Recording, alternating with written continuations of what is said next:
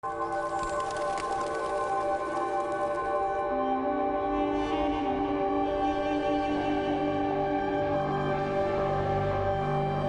m'appelle Jim Al-Khalili et je suis professeur de physique à l'université du Surrey en Angleterre. Depuis toujours, les secrets des atomes et de leurs noyaux sont au cœur de mes travaux de recherche. Mais il y a autre chose que vous devez savoir sur moi.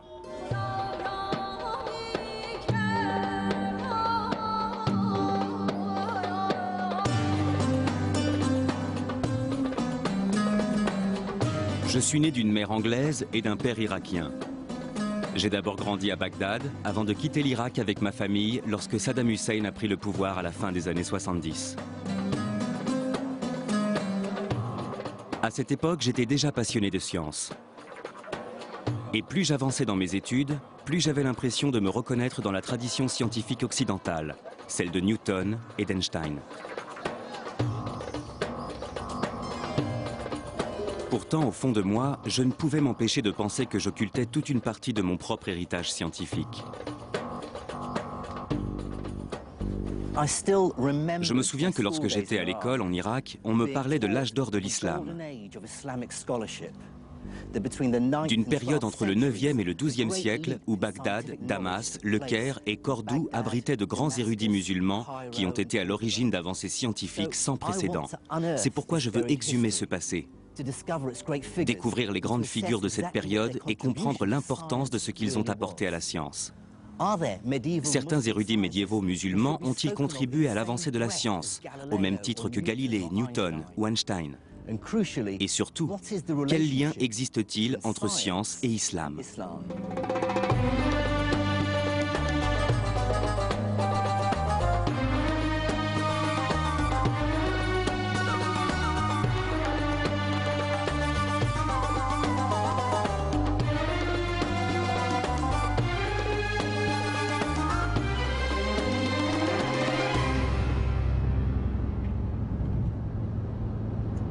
Pour découvrir et retracer l'histoire de l'évolution des sciences dans le monde musulman médiéval, je vais parcourir la Syrie, l'Iran et l'Afrique du Nord.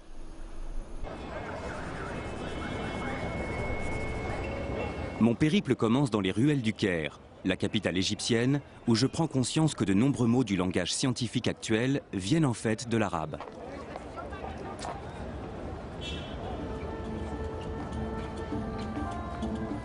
Les mots comme algèbre, algorithme ou alcali sont indéniablement des mots d'origine arabe.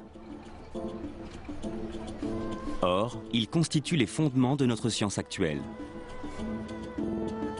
Sans algèbre, les mathématiques modernes et la physique n'existeraient pas. Sans algorithme, il n'y aurait pas d'ordinateur. Et il n'y aurait pas non plus de chimie sans alcali.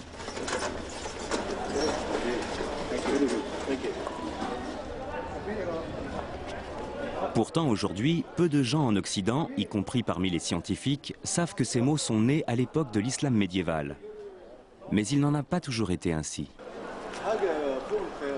Entre le XIIe et le XVIIe siècle, les savants européens se référaient souvent à d'anciens écrits islamiques. Voici des copies de quelques-unes des pages du livre Liber Abaci, du grand mathématicien italien Léonard de Pise, également connu sous le nom de Fibonacci. Et ce qui est très intéressant, c'est qu'à la page 406, il fait référence à un texte ancien appelé Modum, Algèbre et Al-Mukabal. Et à côté dans la marge est écrit le nom Mahomet, qui est en fait la version latinisée du prénom arabe Mohamed. Et la personne à qui il fait allusion n'est autre que Mohamed ibn Moussa al-Khwarizmi.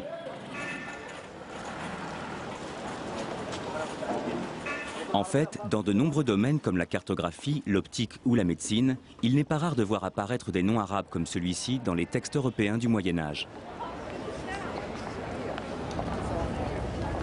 Mais je veux d'abord m'arrêter sur al-Khwarizmi, car ses travaux ont eu un impact fondamental sur notre vie d'aujourd'hui.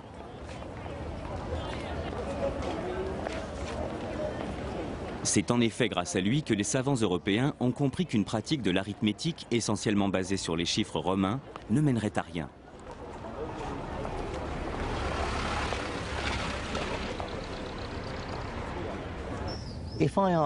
Si je vous demande de multiplier 123 par 11, vous serez peut-être capable de le faire de tête et de me donner le résultat qui est 1353. Mais essayez maintenant de me faire la même opération avec ces chiffres romains. Vous devrez alors multiplier C, X, X, I par XI. C'est faisable, mais compliqué. Al-Khwarizmi va prouver aux Européens qu'il existe une meilleure façon de faire de l'arithmétique. Dans son ouvrage « L'art hindou de calculer », il développe une idée totalement révolutionnaire, celle qui suffit de 10 symboles pour pouvoir représenter n'importe quel nombre.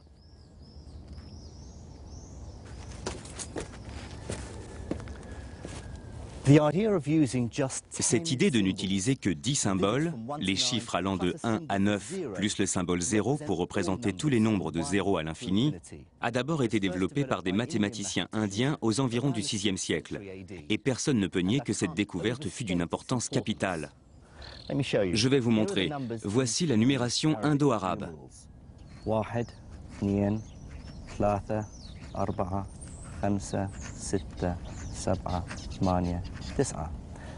Et voici la numération utilisée en Occident.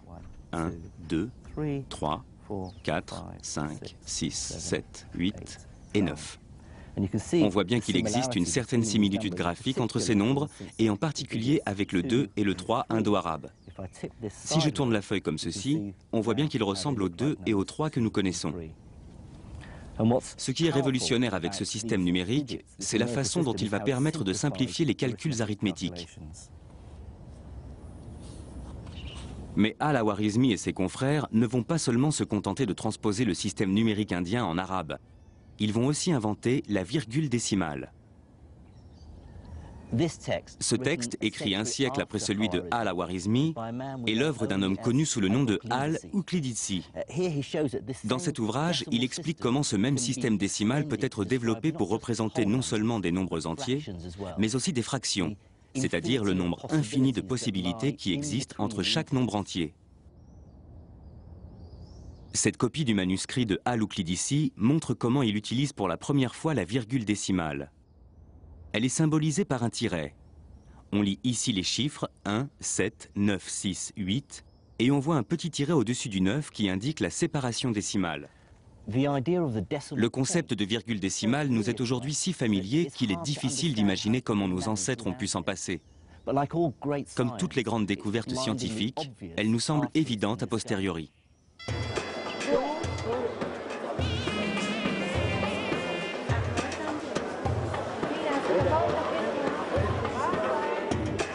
L'histoire des nombres et de la virgule décimale prouve bien que la science avait commencé à se développer dans le monde entier il y a déjà des milliers d'années. À cette époque, les idées nées en Inde, en Grèce et même en Chine se répandent et viennent s'enrichir les unes les autres. J'ai observé une carte indiquant où les populations étaient installées il y a des milliers d'années. Et j'ai trouvé le premier indice qui allait me permettre de comprendre pourquoi l'islam médiéval avait joué un rôle aussi capital dans le développement de la science. La ville située au centre du monde arabo-musulman était un point névralgique où se rencontraient des hommes d'horizons différents et une multitude de courants de pensée. Et la capitale de ce vaste empire n'était autre que Bagdad, la ville où je suis né.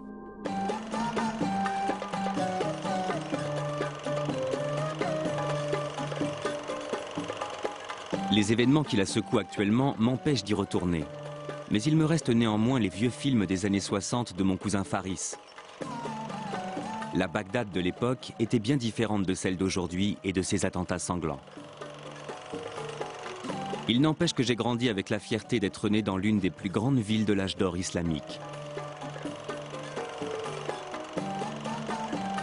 Bagdad est fondée en 762 avant Jésus-Christ par le calife Al-Mansour. Son objectif est de faire de la cité la grande capitale d'un nouvel empire unifié par l'islam, la nouvelle religion de l'époque. Les califes abbassides estimaient avoir un pouvoir légitime. Ils se réclamaient les descendants directs du prophète Mohammed, le fondateur de la nouvelle religion apparue quelques siècles plus tôt. Mais depuis l'apparition de l'islam, les armées musulmanes avaient rapidement conquis un immense territoire.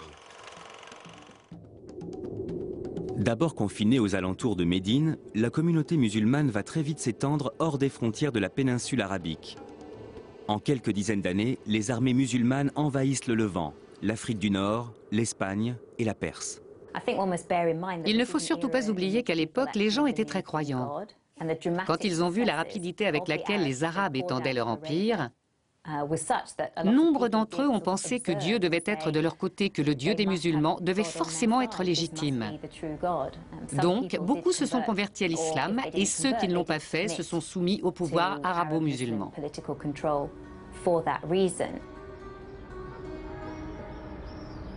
Au début du 8e siècle, les califes musulmans sont à la tête d'un vaste territoire. Et comme tous les grands empereurs tels que César ou Napoléon, ils vont rapidement comprendre que le développement du savoir scientifique leur permettra d'asseoir leur pouvoir politique.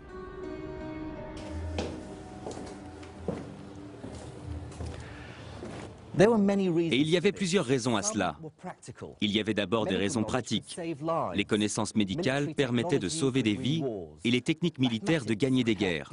Les mathématiques pouvaient également aider à gérer les échanges financiers de plus en plus complexes de l'Empire. Mais l'islam allait également jouer un rôle essentiel. Le prophète lui-même avait encouragé ses fidèles à partir en quête du savoir, même si cette quête devait les mener jusqu'aux confins de la Chine. Donc, pour beaucoup de musulmans, étudier et tenter de comprendre le monde créé par Dieu faisait en quelque sorte partie de leurs obligations religieuses. Mais le développement du savoir répondait aussi à des motivations beaucoup moins nobles. Pour bon nombre des membres de l'élite dirigeante arabo-musulmane, l'érudition était aussi un moyen de défendre ses propres intérêts. Détenir le savoir était la preuve de la supériorité du nouvel empire sur le reste du monde.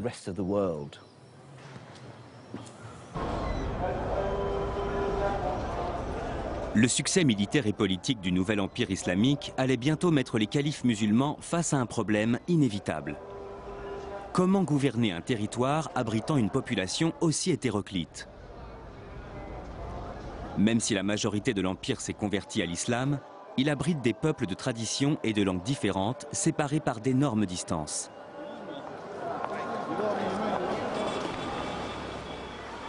Au début du 8e siècle après Jésus-Christ, le calife Abdul Malik doit trouver un moyen de mettre un terme à la disparité linguistique de son empire.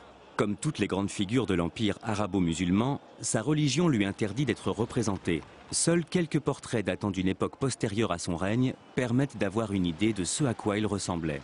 La solution qu'il va trouver pour pallier ce problème va prendre une ampleur inattendue. Sans le savoir, il sera à l'origine d'une véritable renaissance scientifique. Abdelmalik Ibn Marwan a été le premier à dire « il faut mettre un terme à ce chaos bureaucratique. On ne peut pas continuer comme ça. On ne peut pas continuer à gouverner comme ça, un immense territoire comme celui-ci, avec une telle diversité de langues. » Il voulait gouverner un empire où l'on ne parle qu'une seule et même langue. Et il voulait que ce soit une langue qu'il puisse comprendre. C'est pourquoi il a choisi l'arabe.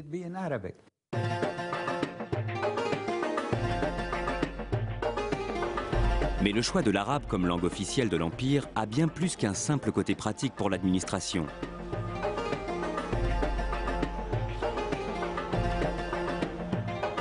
Cette décision a également une très grande valeur symbolique. Le Coran, le livre saint de l'islam, étant rédigé en arabe, cette langue est considérée comme sacrée par les musulmans.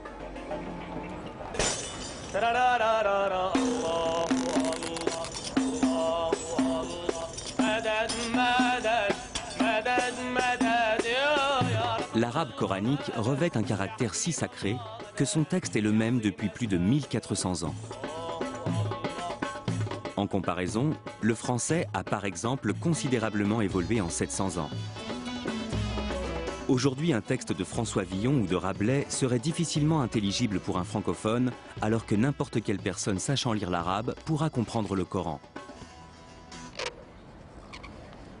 Depuis la fondation de l'islam, faire des copies du Coran a toujours été considéré comme un art à part et très respecté. Le grand calligraphe Naïef Skaf est installé à Damas, la capitale syrienne. Il effectue des calligraphies à travers tout le pays pour les mosquées et les madrassas, les écoles coraniques. Il a déjà tracé ses lettres des centaines et des centaines de fois. Les mots qu'il écrit sont d'une grande importance pour les musulmans, puisque cette formule ouvre chaque sourate du Coran. Ici, on peut lire Ce qui signifie « au nom de Dieu, le clément et le miséricordieux ».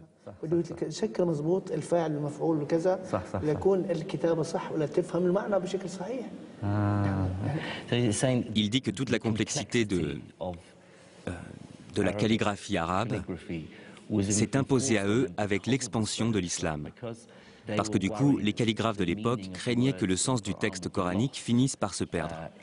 S'il était lu par des personnes qui ne parlaient pas arabe, celles-ci risquaient de mal l'interpréter. Mais surtout, ils seraient incapables de faire la distinction entre les différentes lettres. C'est pourquoi ils ont ajouté des points sur certaines lettres et de nombreux signes pour indiquer le son des voyelles. C'est une modification qu'ils ont apportée pour s'assurer que les gens prononceraient correctement le texte du Coran en le lisant. Cette unification linguistique a rapidement un impact sur la science. Les érudits issus des différents pays de l'Empire, qui autrefois n'avaient aucun moyen de communiquer, peuvent désormais le faire grâce à une langue commune. Et cette langue a justement la particularité de ne prêter à aucune ambiguïté et d'être très précise. Autrement dit, elle est idéale pour favoriser le développement du langage technique et scientifique. Cette unification va permettre l'apparition d'une vaste communauté intellectuelle, où tout un tas d'érudits issus d'horizons complètement différents vont pouvoir engager le dialogue, comparer leurs savoirs, débattre et confronter leurs connaissances, souvent même de façon très véhémente. Les savants de Cordoue, dans le sud de l'Espagne, pouvaient désormais débattre de leurs connaissances littéraires et scientifiques avec les érudits de Bagdad ou encore de Samarcande.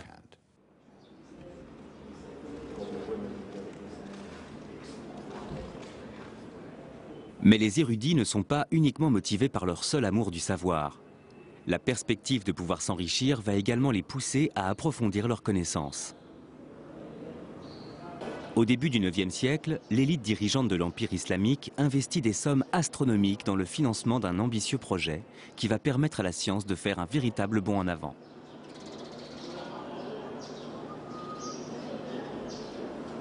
L'objectif est de fouiller les bibliothèques du monde entier à la recherche de manuscrits scientifiques et philosophiques, en grec, syriaque ou sanskrit, pour ensuite les traduire en arabe.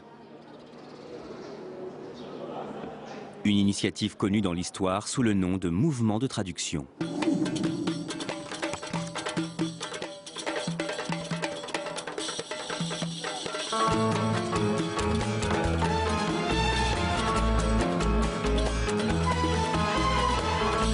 Durant cette période, les érudits de l'Empire vont déployer des efforts considérables dans la recherche de textes anciens. Ramener un livre au calife pouvait en effet se révéler extrêmement lucratif. L'histoire raconte que le calife Al-Mamoun était tellement obsédé par cette quête qu'il avait envoyé des émissaires dans le monde entier simplement pour mettre la main sur les ouvrages qui lui manquaient et les faire traduire. Tous ceux qui lui ramenaient un nouveau livre pour enrichir sa bibliothèque recevaient leur point en or. Pour vous donner une idée de l'ampleur de ce mouvement qui a duré de 750 à 950, il suffit de se référer aux travaux d'un certain Al-Nadim qui avait répertorié toute l'intelligentsia de l'ère abbasside. Et il avait dénombré pas moins de 70 traducteurs. Le calife disposait donc de toute une cohorte de traducteurs, sans compter qu'Al-Nadim n'avait répertorié que les plus connus. Il pouvait gagner jusqu'à 500 dinars d'or par mois, soit environ 18 000 €, ce qui est une somme d'argent considérable pour un tel travail. Donc c'était vraiment une profession très prestigieuse, extrêmement bien payée et privilégiée. Cette course au savoir était aussi motivée par des raisons pratiques qui aujourd'hui n'ont plus aucun lieu d'être pour nous. La ville d'Alexandrie en Égypte dispose aujourd'hui d'une toute nouvelle bibliothèque. Mais à l'époque, la destruction de la première bibliothèque d'Alexandrie, survenue quelques siècles plus tôt, est encore très présente dans les mémoires. La perte des milliers d'années de savoir qui ont disparu avec elle a profondément marqué les esprits. Ce que nous avons tendance à oublier, parce qu'aujourd'hui nous vivons dans une époque de stockage massif de l'information et qu'il n'y a pratiquement plus aucune entrave à la communication, c'est que tout peut disparaître du jour au lendemain. Et ça, c'était quelque chose de très important pour les érudits de l'Empire islamique, parce qu'ils savaient parfaitement que les écrits étaient susceptibles de disparaître. Ils pouvaient se perdre, finir ensevelis ou brûlés. Il arrivait que des villes entières disparaissent. Et c'est pour cette raison que le mouvement qu'on observe à Bagdad, au Caire ou à Samarcande va avoir pour objectif de collecter ces écrits et de les traduire pour les analyser, les rassembler et les stocker. Parce que ces manuscrits pouvaient disparaître du jour au lendemain, et il fallait absolument les préserver.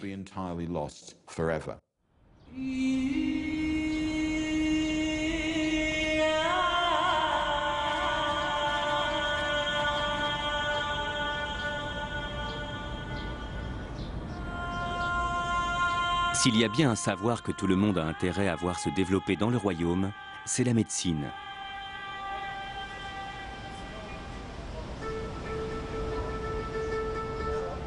À cette époque, l'espérance de vie est très courte.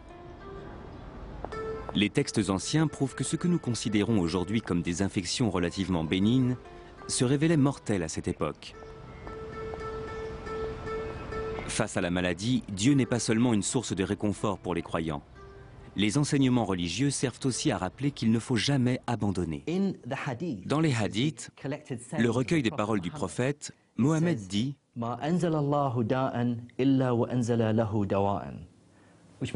Ce qui signifie « Dieu n'envoie jamais aux hommes une maladie sans lui envoyer aussi son remède ». C'est pour cela qu'aujourd'hui encore, les musulmans continuent de croire que pour chaque maladie, il existe toujours un remède quelque part et qu'il suffit de le chercher pour le trouver. Pour comprendre comment cette vision plutôt optimiste des choses a influencé la médecine islamique, je pars à Damas pour rencontrer le docteur Peter Portman. C'est un éminent spécialiste de la médecine islamique et il passe le plus clair de son temps à faire des recherches au Moyen-Orient. Ce que les gens ne comprennent pas, c'est que la médecine islamique fait partie de l'histoire de notre médecine moderne. La médecine universitaire, qui était enseignée chez nous jusqu'au XIXe siècle, était très largement basée sur le travail des médecins de l'Empire islamique.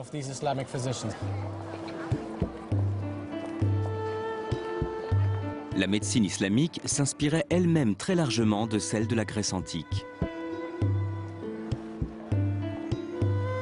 Le premier et le plus important ouvrage médical traduit en arabe est un manuscrit datant du IIIe siècle, écrit par un médecin grec, Galien.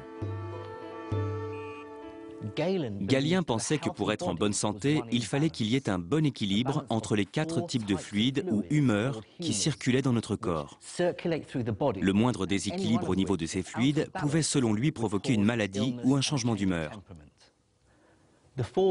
Ces 4 humeurs étaient la bile jaune, qui lorsqu'elle était en excès pouvait rendre le patient bilieux, colérique et nauséeux.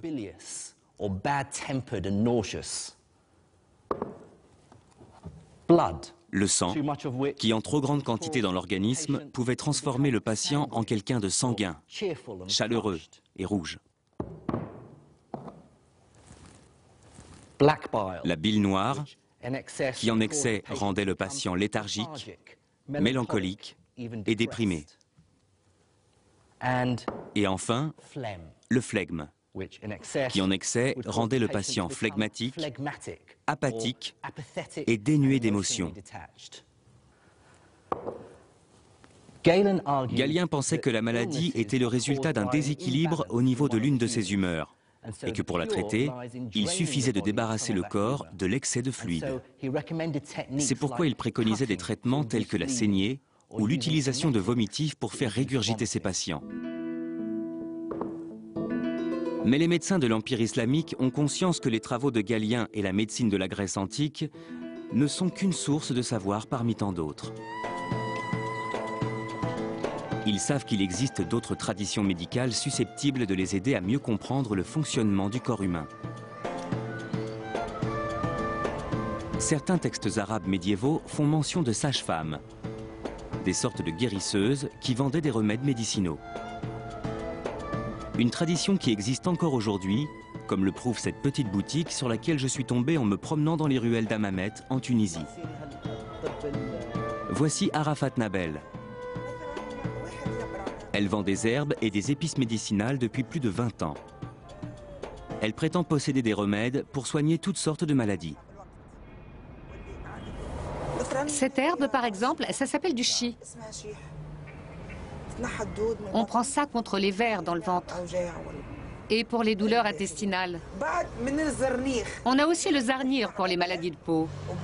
Et ça, c'est du tawika. C'est contre les verrues. Ah, d'accord. Et ces deux remèdes-là, c'est contre l'épilepsie et la folie. On les frotte contre son oreiller et ça empêche d'avoir des crises. Savez-vous si certains de ces remèdes viennent des Grecs? Je ne peux pas vous dire, mais en tout cas, je sais que ce sont des herbes médicinales très anciennes. Un savoir ancestral encore utilisé de nos jours en Tunisie. Les médecins de l'Empire arabo-musulman connaissaient d'autres formes de médecine, notamment celles venues de Chine et d'Inde.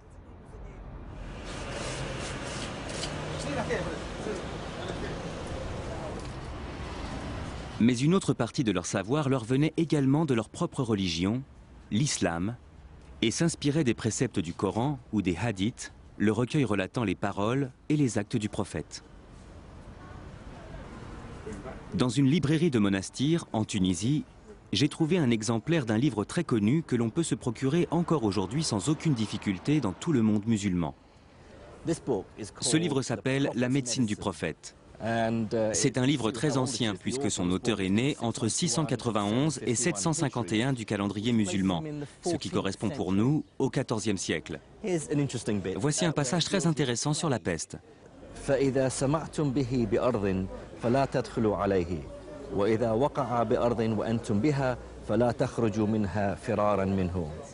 Ce qui veut dire, si vous arrivez dans un pays touché par la peste, ne pénétrez pas dans ce pays. Et si c'est votre pays qui est touché par la peste, alors n'essayez pas de quitter vos maisons pour lui échapper. Ce sont des conseils pleins de bon sens. Et là, il y a aussi un autre passage très amusant, au sujet de l'épilepsie. Il est écrit que les Grecs, dont Galien, pensaient que l'épilepsie était une maladie du cerveau. Mais à l'époque, ils ignoraient les véritables causes de cette maladie. Ils pensaient que les épileptiques étaient possédés par un esprit maléfique et le seul remède contre l'épilepsie était l'exorcisme. Un point de vue pas vraiment scientifique. Même si l'islam n'a finalement pas apporté grand-chose d'un point de vue strictement médical, il a énormément apporté à la médecine d'un point de vue philosophique.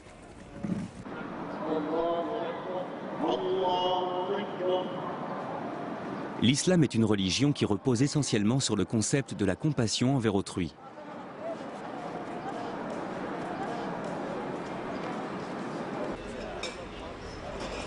Le docteur Portman s'apprête justement à me faire découvrir l'un des aspects concrets de cette compassion prônée par l'islam.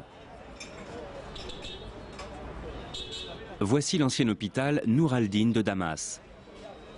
C'est devenu un musée, mais il a été le plus grand hôpital de l'Empire islamique. Il a été construit aux alentours de 1150-1154. La charité envers autrui constitue l'un des piliers fondamentaux de l'islam. C'est la zakat. Exactement.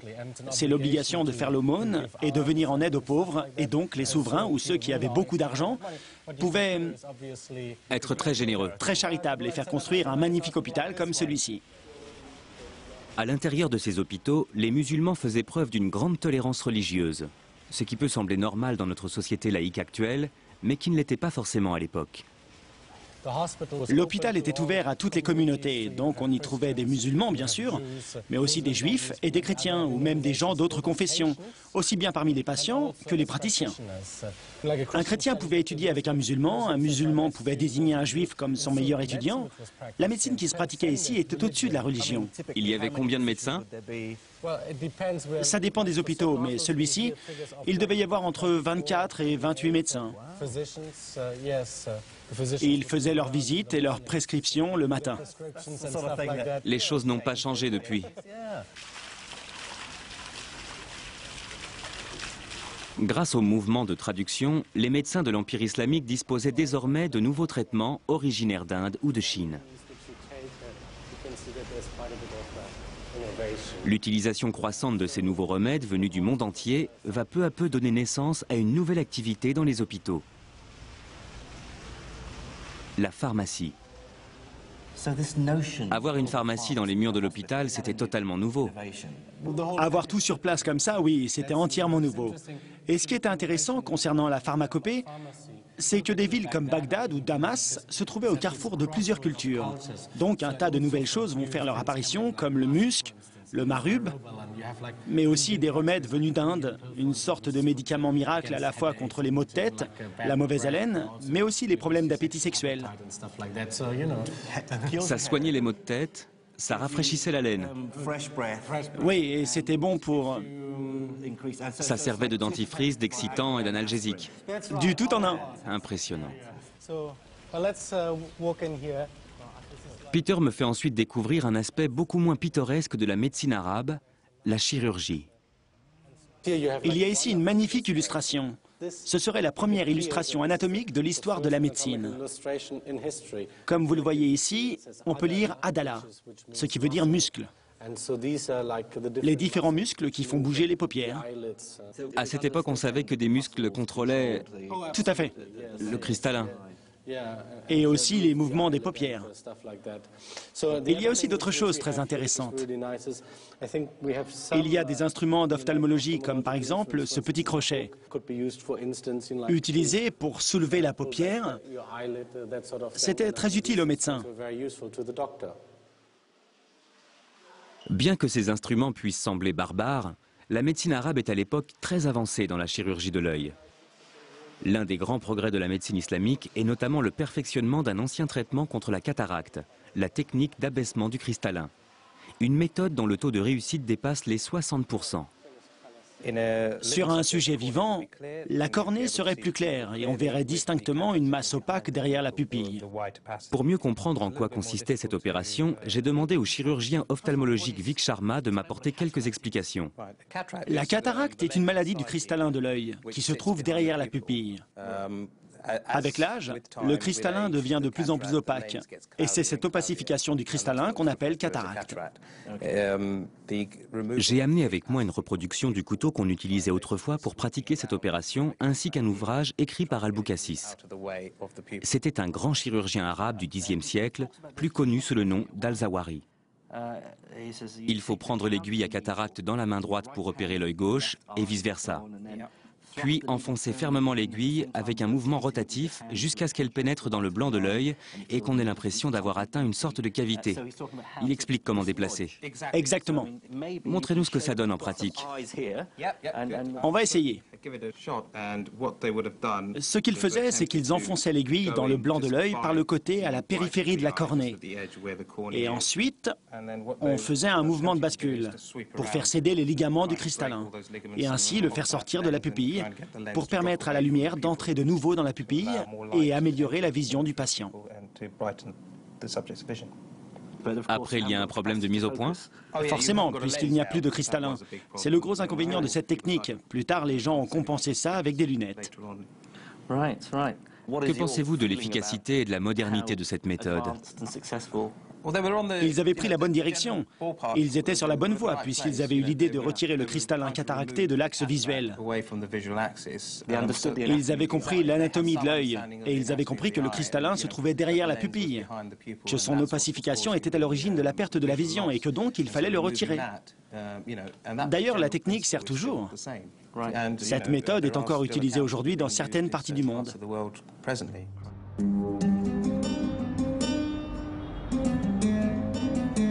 Avoir un regard rétrospectif sur la médecine arabe à la lumière de nos connaissances scientifiques actuelles se révèle finalement assez frustrant. Certaines croyances scientifiques de l'époque étaient totalement absurdes.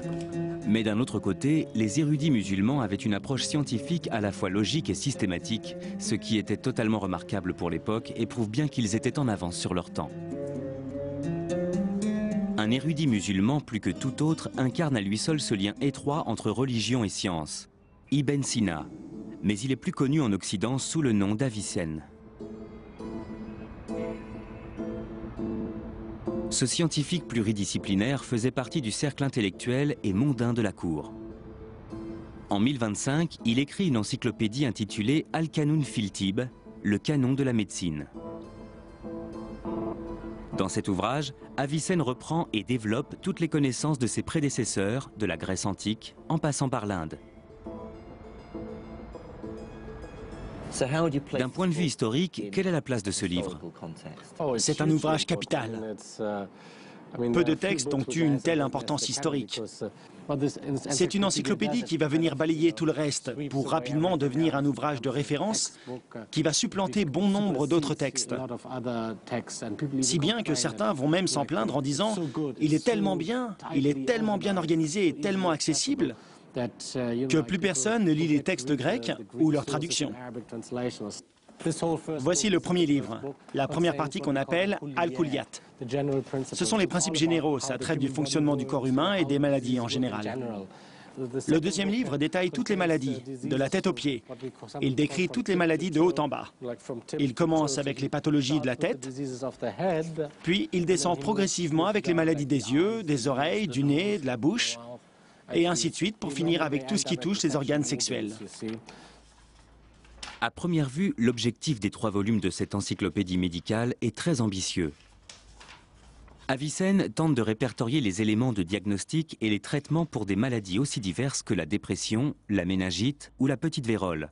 On trouve également des chapitres très détaillés traitant de maux beaucoup plus bénins. Par exemple, ici, il parle des maux de tête. Les différents maux de tête. Oui.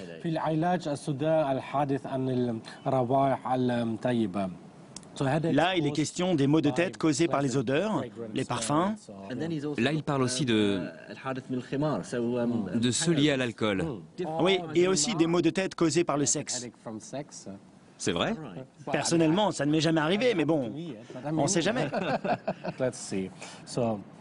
Le traitement préconisé pour ces maux de tête.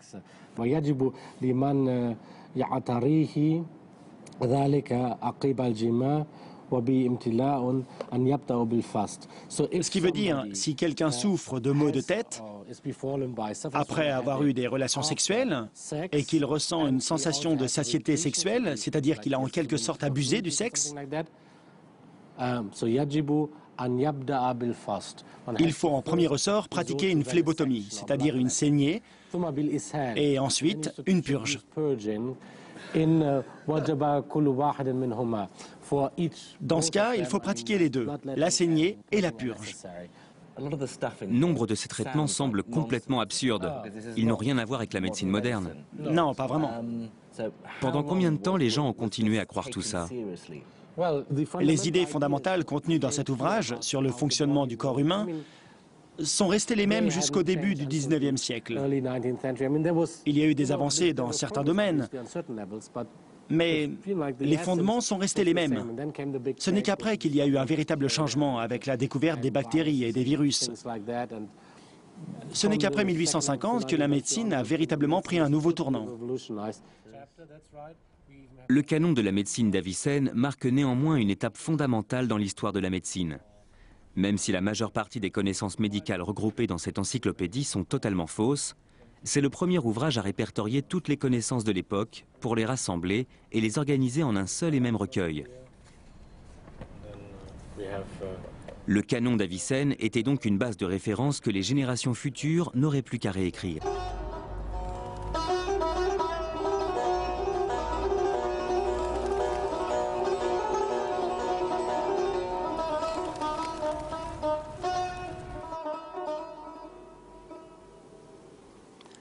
Répertorier de cette façon toutes les connaissances médicales était effectivement une grande avancée. Mais cette obsession des califes de l'Empire arabo-musulman pour les connaissances de leurs prédécesseurs allait bien au-delà du domaine très pragmatique de la médecine. De nombreux califes, comme Al-Mamoun, étaient également persuadés que les érudits de l'Antiquité détenaient aussi des pouvoirs magiques et occultes. De récentes découvertes prouvent les efforts déployés par les scientifiques de l'époque pour découvrir et s'approprier ces mystérieuses connaissances.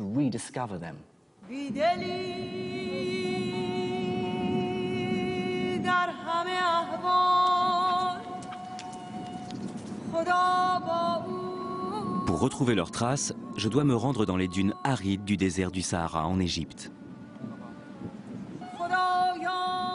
Là-bas, j'ai rendez-vous avec un universitaire qui va m'expliquer comment le mouvement de traduction a conduit les Arabes jusqu'à l'Égypte pour percer le mystère d'un code qui, selon eux, renfermait le secret d'un art occulte, l'alchimie.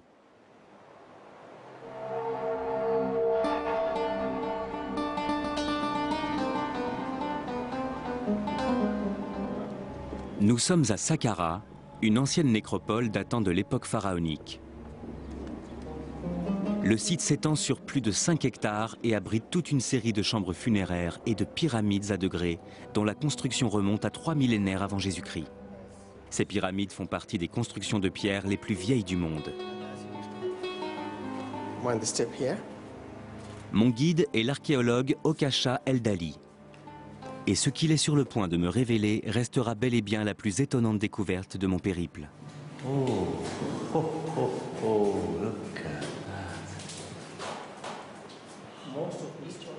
Comme la plupart des gens, j'étais persuadé que les hiéroglyphes égyptiens étaient restés un mystère jusqu'au XIXe siècle. Jusqu'à la découverte de la fameuse pierre de Rosette. Un fragment de stèle portant une inscription écrite à la fois en hiéroglyphe et en grec. Une pièce clé qui allait enfin permettre aux savants britanniques et français de déchiffrer les écrits de l'ancienne Égypte. Du moins, c'est ce que dit l'histoire officielle. Mais le docteur Eldali a fait une découverte qui vient totalement contredire cette version des faits. Il a en effet récemment exhumé des travaux d'une valeur inestimable du savant musulman Ibn Wahshiyya. Ce dernier semblait avoir établi une correspondance entre les hiéroglyphes et les lettres de l'alphabet arabe. Si on regarde par exemple ce manuscrit, on voit qu'il indique les hiéroglyphes égyptiens avec leur valeur phonétique. Et les lettres arabes correspondantes en dessous. Ils donnent leur valeur phonétique en arabe en dessous. Regardez ce hiéroglyphe en forme de siège correspondant au sin. Maintenant, regardez là. C'est un S. En égyptien hiéroglyphe, on utilise ce siège pour le son S, ce qui correspond au signe que l'on voit ici. Ceci correspond au nom du dieu Osiris. Osiris. Avec un S. C'est le sin. Ça, c'est la lettre H. On la retrouve ici. C'est le Ha arabe. La vague, elle, correspond à la lettre N, au Nun arabe. Ici, on a le T, et là, le F. Ils représentent tous une lettre? Oui, c'est ça. Comment Ibn Wahshiyya est-il parvenu à déchiffrer les hiéroglyphes? Les premiers savants arabes avaient déjà réussi à faire le lien entre l'égyptien ancien, c'est-à-dire l'égyptien hiéroglyphe, et leur propre langue, le copte. Ils avaient compris que la langue copte n'était ni plus ni moins que l'héritière moderne de l'égyptien ancien. Et s'ils avaient pu faire cette découverte, c'est justement parce que le mouvement de traduction leur avait permis d'avoir accès aux manuscrits coptes. C'est grâce à ces textes que les savants ont pu établir le lien direct qui existait entre l'égyptien hiéroglyphique et l'arabe. Quelle proportion de l'alphabet hiéroglyphique avait-il identifié? Environ 14 lettres, la moitié de l'alphabet hiéroglyphe égyptien. Ce qui est incroyable pour des savants du 9e ou du 10e siècle.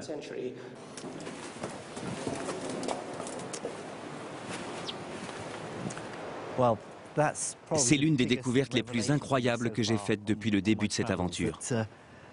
L'égyptologie remonte bien avant le 19e siècle. Les érudits musulmans avaient déjà réussi à décrypter les hiéroglyphes, et les raisons qui les ont poussés à le faire sont assez irrationnelles, puisqu'ils l'ont fait parce qu'ils s'intéressaient à l'astrologie et à l'alchimie. C'est encore un autre exemple de tout ce qu'a pu apporter ce grand mouvement de traduction. Ces érudits ne se sont pas contentés de traduire des textes grecs, indiens ou perses. Ils ont aussi traduit des hiéroglyphes. C'est incroyable.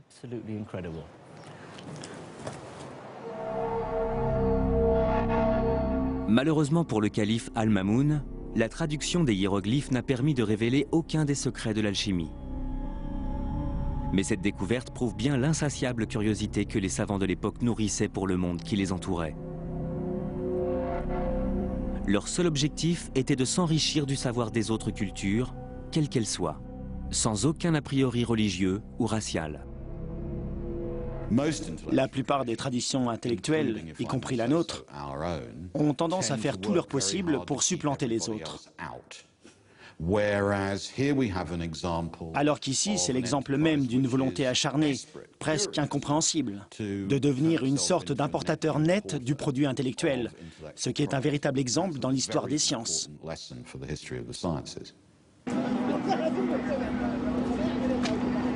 Je ne vais pas tarder à découvrir à quel point ce vaste mouvement de traduction a permis à la science de faire un véritable bond en avant. Car il ne faut pas oublier que cette formidable avancée n'a pas seulement été médicale et scientifique.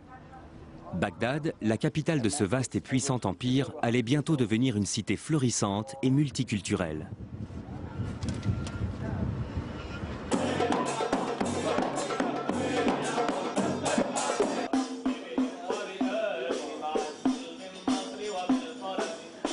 À cette époque, Bagdad est une véritable cité des mille et une nuits.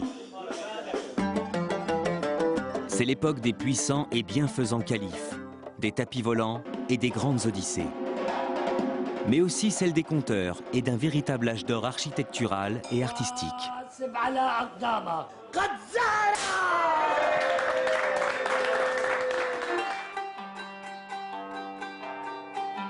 Bagdad est une ville si animée et si rayonnante d'un point de vue culturel qu'un voyageur de l'époque l'a décrite en ces termes. Il n'y a pas plus savants que leurs érudits, plus convaincants que leurs théologiens, plus lyriques que leurs poètes ou plus audacieux que leurs libertins.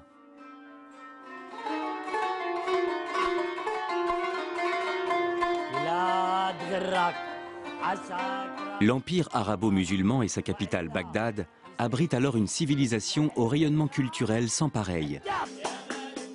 Appartenir à la vibrante élite intellectuelle de cette cité devait être absolument passionnant. C'était une ville musulmane récente. Sa construction n'avait commencé qu'en 756 et donc elle était perçue comme quelque chose d'à la fois totalement nouveau et totalement différent. La ville grouillait de courtisans et de personnes qui s'étaient enrichies et qui tentaient de se faire une place à la cour abbasside. C'était tout à fait le genre d'endroit où les esprits novateurs étaient valorisés et appréciés à leur juste valeur. La vie intellectuelle de la cité reposait surtout sur une institution appelée les majlis. Ce mot pourrait se traduire par salon ou lieu de rencontre et de parole.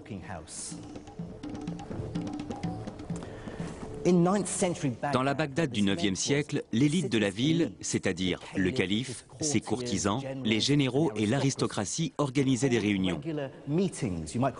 C'étaient des sortes d'assemblées durant lesquelles toute l'élite intellectuelle de la cité, les philosophes, les logiciens, les astronomes et les théologiens se réunissaient pour débattre et échanger leurs idées. Pour y participer, les gens n'avaient pas besoin d'adhérer à certaines idées ou d'appartenir à une religion particulière. Ils étaient libres de donner leur vision des choses et d'exprimer leur point de vue. L'obligation, c'était de s'exprimer dans un arabe parfait et d'avoir un bon raisonnement logique. Ces majlis réunissaient en un seul et même lieu les intellectuels et les plus grosses fortunes de la ville. Les érudits les plus brillants de l'Empire venaient pour échanger leurs idées et se livraient une bataille acharnée pour tenter de trouver des mécènes. Cette première étape de mon voyage à travers les sciences de l'Empire islamique me ramène sur les traces de l'homme dont je vous ai parlé au début de mon aventure dans les ruelles du Caire. Il s'agit du grand mathématicien à qui nous devons le système décimal. C'est en plein cœur de cette période de grande effervescence intellectuelle que vécut Al-Khwarizmi, un grand mathématicien qui était aussi astronome, courtisan et favori du calife Al-Mamoun. Cet érudit qui avait quitté l'est de la Perse pour Bagdad était un pur produit de son époque. Cet avant-gardiste vivait entouré de livres et avait étudié les traditions scientifiques venues de Grèce, d'Inde, de Perse et de Chine. Al-Khwarizmi allait réunir et synthétiser deux traditions mathématiques complètement différentes pour donner naissance à quelque chose de totalement nouveau. Cette capacité de pouvoir considérer simultanément deux modes de pensée mathématiques complètement différentes va permettre de définir des modèles et d'isoler les aspects les plus importants dans les domaines du calcul et de la mesure. Ça a permis d'accélérer le processus de bouleversement intellectuel. La première de ces traditions mathématiques vient de la Grèce antique. Les mathématiques grecques traitent principalement de géométrie, une science consistant à étudier des figures comme les triangles, les cercles ou les polygones et à calculer les aires ou les volumes. L'autre tradition mathématique dont Al-Khwarizmi va s'inspirer vient de l'Inde. Les mathématiciens indiens étaient à l'origine du système décimal à 10 symboles qui avait permis de simplifier les calculs. Grâce au mouvement de traduction, Al-Khwarizmi avait l'avantage et la chance d'avoir accès aux traditions mathématiques grecques et indiennes. Il était désormais en mesure de combiner l'intuition géométrique avec la précision de l'arithmétique, les figures grecques avec les symboles indiens, pour donner naissance à une nouvelle forme de pensée mathématique plus connue aujourd'hui sous le nom d'algèbre.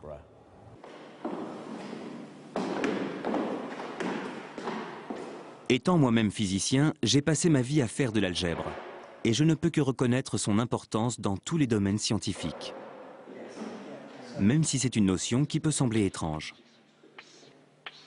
Je me souviens de ma perplexité la première fois que mon professeur a essayé de me faire faire des mathématiques en remplaçant les nombres par des symboles tels que X ou Y. C'est un concept extrêmement libérateur puisqu'il permet de pouvoir résoudre des problèmes sans avoir à s'empêtrer dans de fastidieux calculs numériques.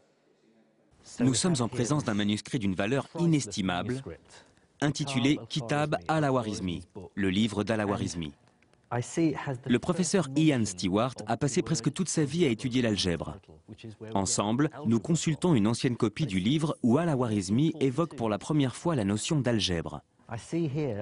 Dans la marge, il indique bien le titre du livre, Al-Jibre ou Al-Mukabala. C'est la première fois que le mot algèbre est mentionné. Algèbre. C'est de là que vient le mot algèbre. Dès la première lecture, j'ai tout de suite noté qu'il disait « J'ai découvert que les gens ont besoin de 3 types de nombres. Les racines carrées, les carrés et les nombres. » Qu'est-ce qu'il introduit ?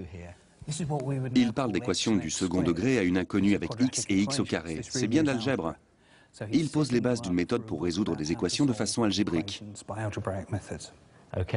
Pourtant, on connaissait déjà les équations quadratiques.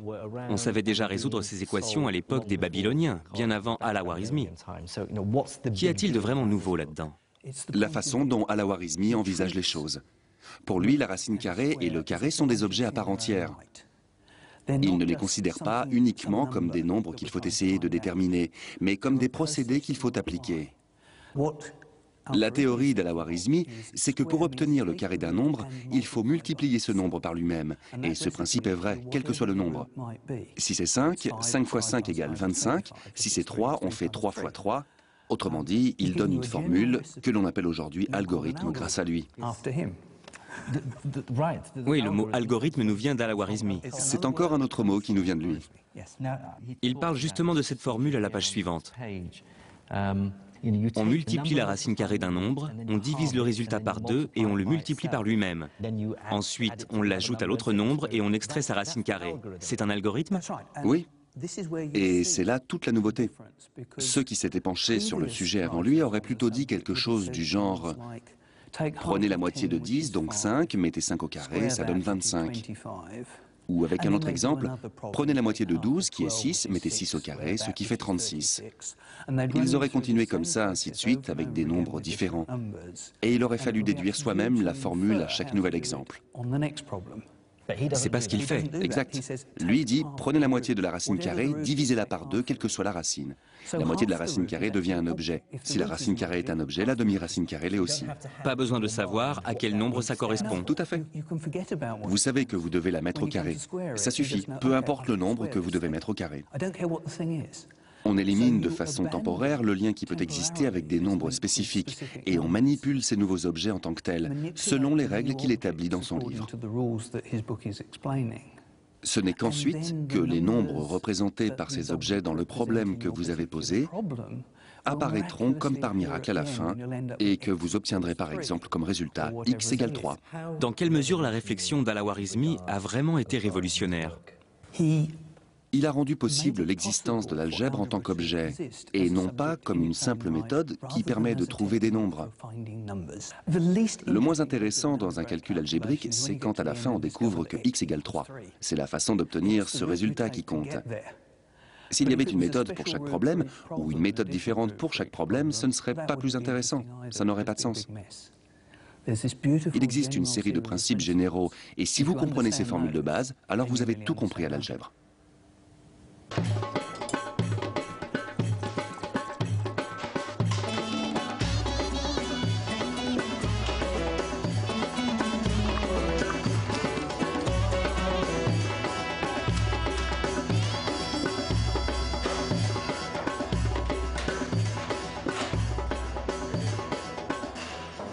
En quoi l'algèbre a-t-elle été vraiment importante dans l'évolution du monde?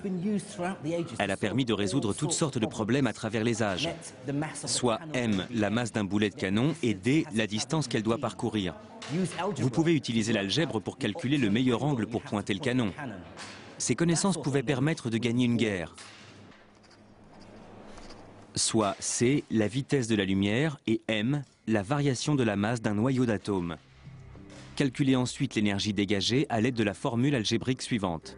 E égale mc au carré. La maîtrise de cette formule confère un véritable pouvoir.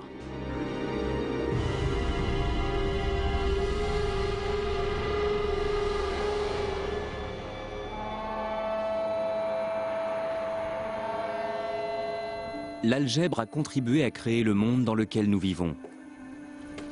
La science d'aujourd'hui n'aurait jamais existé sans elle. Ce simple constat résume à lui seul l'étendue de l'héritage laissé par les érudits de l'islam médiéval.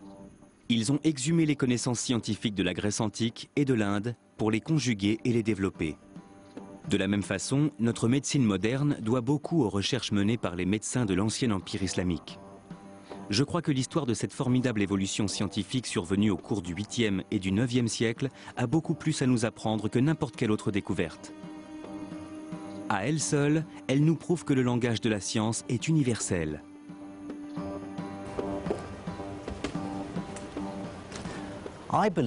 La prouesse la plus remarquable des scientifiques de l'islam médiéval a d'abord été de prouver que la science n'était pas islamique, hindoue, hellénistique, juive, bouddhiste ou chrétienne. Elle ne peut se réclamer d'aucune culture. Avant l'islam, le savoir scientifique était dispersé de par le monde. Mais ces savants ont su rassembler les pièces de cet immense puzzle en assimilant des connaissances nées bien au-delà des frontières de leur empire. Cette immense synthèse du savoir n'a pas seulement donné naissance à une nouvelle science, elle a aussi permis de prouver que la science pouvait transcender les frontières et l'appartenance religieuse. Le savoir scientifique profite à tous les humains quels qu'ils soient. C'est une vision des choses aussi pertinente qu'exemplaire.